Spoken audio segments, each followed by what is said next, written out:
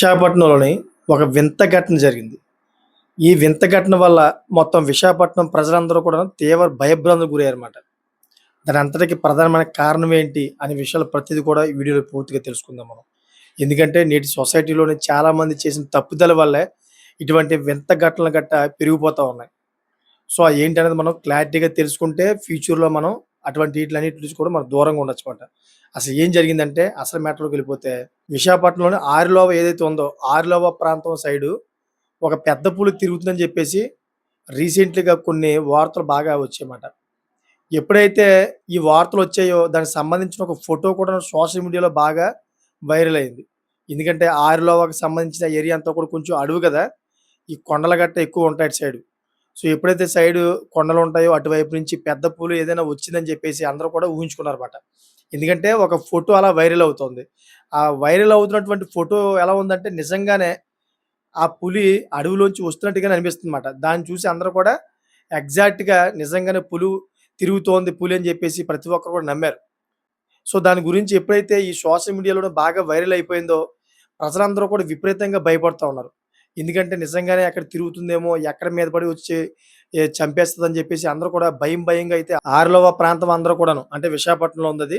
అందరూ కూడాను భయభ్రాంతికి గురవుతున్నారు. ఇటువంటి క్రమంలోనే ఈ మెసేజ్ పోలీసుల దాకెళ్ళింది.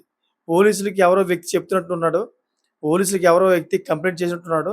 సార్ మా ఏరియాలోని పులి తిరుగుతున్నట్టు ఒక వార్త అయితే చక్కర్లు కొడుతోంది. దయచేసి మమ్మల్ని కాపాడండి అని చెప్పేసి ఎవరో చెప్పినట్టుగా అనిపిస్తోంది. దీన్ని బట్టి పోలీసులు కూడా ఎంక్వైరీ చేస్తే అసలు మ్యాటర్ బయటపడిందన్నమాట. ఎందుకంటే నేటి సొసైటీలోని కొంతమందికి పని పాట లేకపోవడం వల్ల కొన్ని తప్పిదాల వల్ల అయితే ఇటువంటి వింత ఘటనలు వస్తా ఉంటాయి. అంటే కొన కొన్ని లక్షల మందినైతే భయభ్రాంతులకు గురి చేశాడు ఆ వ్యక్తి.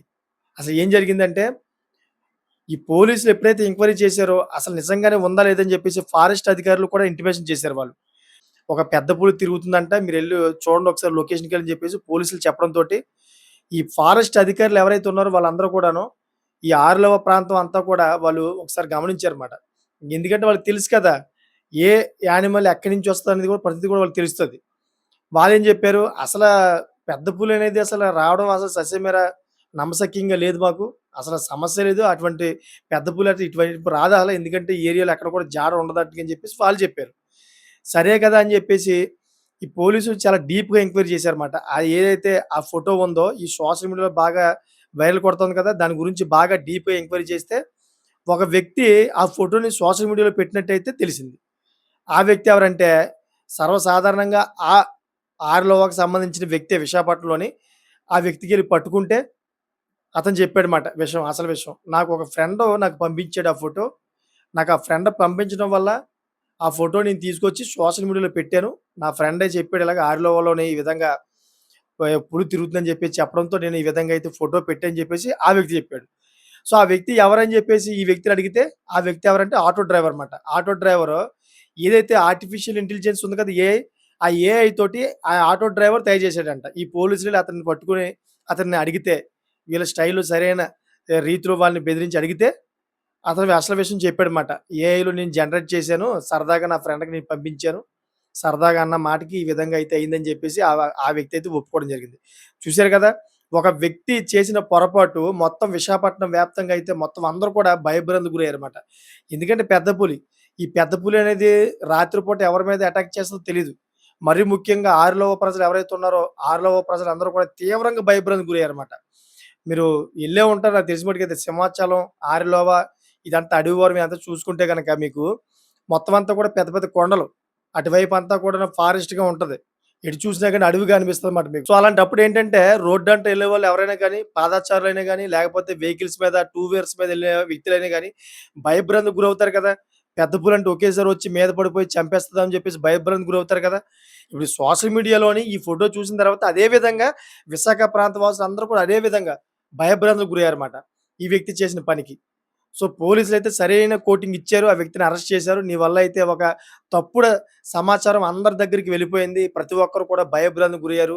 లాస్ట్‌కి పోలీస్ వ్యవస్థ, గవర్నమెంట్ వ్యవస్థ కూడా నువ్వు సమయం వృధా చేశావు. అంతే కాకుండా ఏదైతే ఫారెస్ట్ డిపార్ట్‌మెంట్ ఉందో, ఫారెస్ట్ డిపార్ట్‌మెంట్ కూడా నువ్వు సమయం వృధా చేశావు. సో, మరి నీకు ఎటువంటి శిక్ష పడాలి చెప్పు అనే విధంగా అయితే పోలీసులు అతనికైతే గట్టిగా వాయించారంట. చూడండి మరి. పని పాట లేని వ్యక్తి కదా అతను.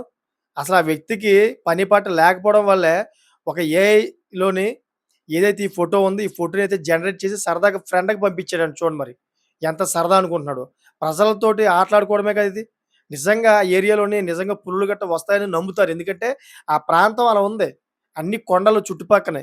ఏముంది ఈ కొండల వైపు నుంచి ఎక్కడైనా ఛత్తీస్‌గఢ్ బోర్డర్ నుంచి, ఒడిశా బోర్డర్ నుంచి వచ్చేసిందని అనుకుంటారు కదా అందరూను.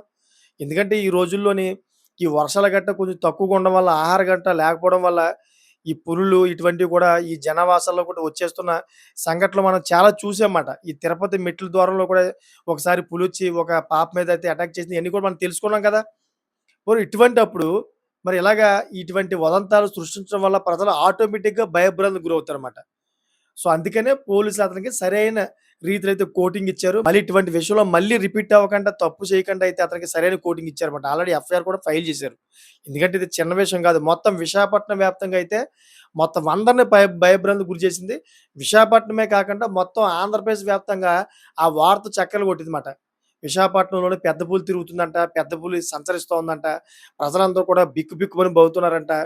చాలా జాగ్రత్తగా ఉండాలని జెప్పేసి అందరూ కూడా ఒకళ్ళ మీద ఒకళ్ళ తర్వాత ఒకళ్ళు, ఒకళ్ళ తర్వాత ఒకళ్ళు అలాగా అందరూ కూడా ఒక పుకారుగా అయితే ఒక పెద్ద ఇది విషయంగా మారిపోయిందన్నమాట.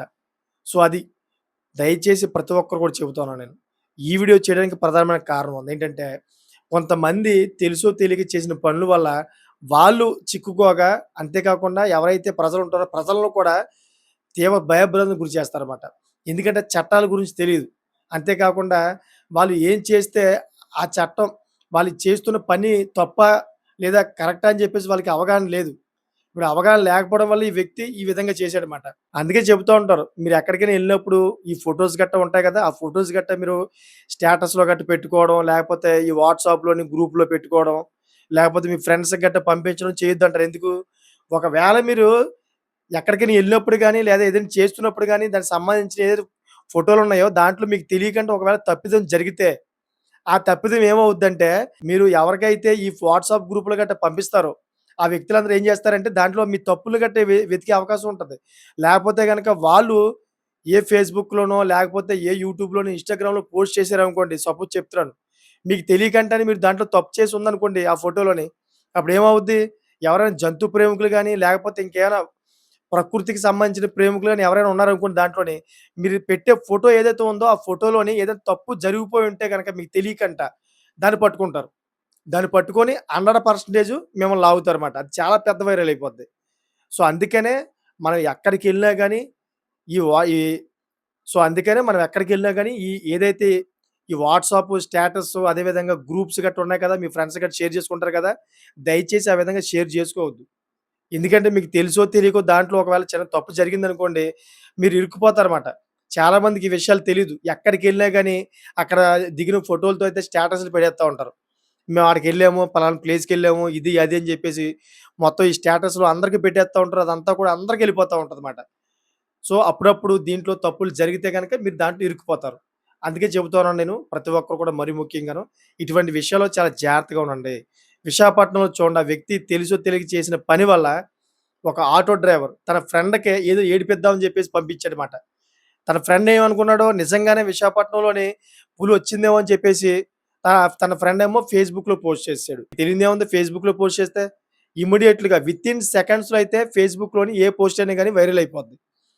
ఎందుకంటే ఫేస్‌బుక్కు అటువంటి సోషల్ మీడియా మాట. సో, ఆ విధంగా వైరల్ అవ్వడంతోటి విశాఖపట్నం వాసులందరూ కూడాను భయభ్రాంతికి గురయ్యారన్నమాట. సో, దీని మీద మీకేమనిపిస్తుంది? ఇటువంటి వదంతాల్ని ఏ విధంగా మనం కట్టుదిట్టం చేయాలి? అదేవిధంగా ఇటువంటి ఫేక్ ప్రచారం చేసే వ్యక్తులకి ఎటువంటి శిక్ష పడాలి?